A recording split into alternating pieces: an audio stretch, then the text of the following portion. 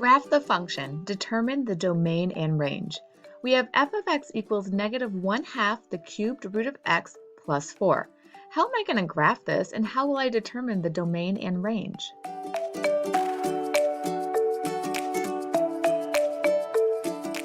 Chloe is here with her latest tips and tricks. She wants you to know when your function is in the form f of x equals a to the nth root of the quantity x minus h plus k.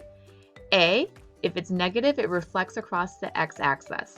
If you take the absolute value of a and it's greater than 1, it will stretch away from the x-axis. If the absolute value of a is less than 1, it will compress closer to the x-axis. If h is negative, it will translate left. If it is positive, it will translate right. If k is negative, it will translate down. And if k is positive, it will translate up.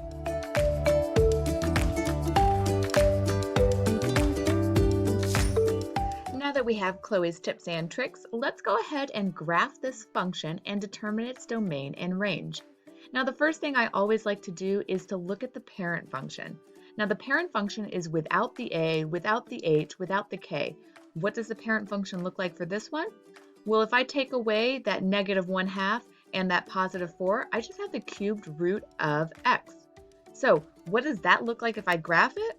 Well, I'm not exactly too sure, so what I like to do is do an XY chart where I pick values of x. So I decided to pick negative 2, 0, and 2, plug them into my g of x, and get my y. Now, the more numbers you pick, the more you're going to see what your graph looks like. I just picked 3 just because I only have so much space on this slide. But you should try as many as possible. So when x equals negative 2, I plug that in, I'd get my y equals negative 1.3. When I plug in 0 for x, I get my y is 0. When I plug in 2 for x, I get my y is 1.3. So if I was to graph those, I would first of all graph negative 2, negative 1.3, 0, 0, and 2, 1.3. Now I know just based on my 3 points, you're not really seeing what this graph looks like, but remember, the more points you try, the more you will see that it ends up looking like this S. Now, the reason for graphing the parent function is because this plus 4 and this negative 1/2, those all take effect on the parent function. So that negative 1/2 is going to do something to the parent function. That plus 4 will do something to the parent function. It always starts off from the parent function. So that's why I like to graph it to see it. Now I'm going to go ahead and create an XY chart to solve for this one as well. So I decided to pick the x values of negative 2, 0, and 2. Remember, the more x values you try, the more points you will have on your graph. So when I plug in negative 2, I get 4.6 as y. When I plug as x equals 0, I get y equals 4. And when I plug in x equals 2, I get y equals 3.4. And again, I can go ahead and plot those. Here's negative 2, 4.6, 0, 4, and 2, 3.4. And again, the more points you pick, you would eventually start to see that you get this kind of curvy shape right here. Now, what can also help you with this is if you look at Chloe's cheat sheet notes. She lets you know that A, if it's negative, it reflects over the x-axis. So on my problem,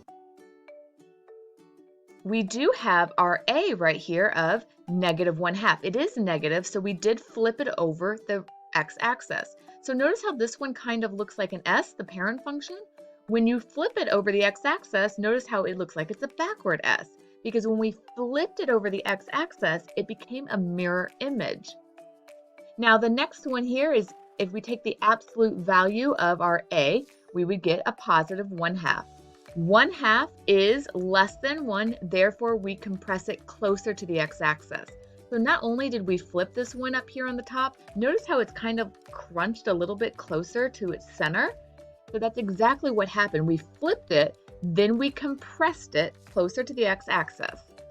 Then our h is whatever is underneath the radical sign, x minus. If h is positive, then we would have a translation to the right. If h was negative, it would be a translation to the left. Well, in this one, we don't have an h, so it's neither going to go left or right.